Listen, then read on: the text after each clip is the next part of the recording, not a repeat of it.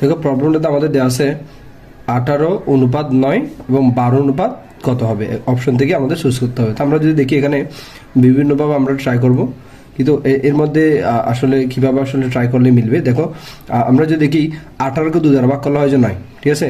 তো 12কে 2 দ্বারা ভাগ করলে কত হবে, 6। তাহলে 12কে 2 দ্বারা ভাগ করলে 6, এখানে অপশন আছে নাই। তাহলে আমরা অন্যভাবে চিন্তা করতে পারি, যেমন 18কে বর্গ করলে, দেখো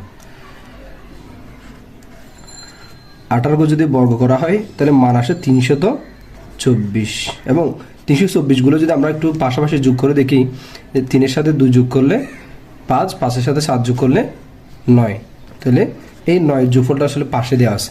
ঠিক তেমনিভাবে আমরা যদি 12কে বর্গ করি, 12কে বর্গ করলে হয় যে কত, 144, 144 পাশাপাশি যদি যোগ করি, 1-এর সাথে 4 যোগ করলে 5, 5-এর সাথে 7 যোগ করলে 9, তাহলে এখানে 12 পাশে বসবে, ঠিক 9, তাহলে অপশন হবে যে কোনটা, এ। তাহলে তোমরা যদি এটা বুঝে থাকো, তোমাদের জন্য দ্বিতীয় আরেকটা প্রশ্ন আমি এখানে লিখে রেখেছি, এই যে এই প্রশ্নটা তোমরা আনসার কমেন্ট সেকশনে জানাও।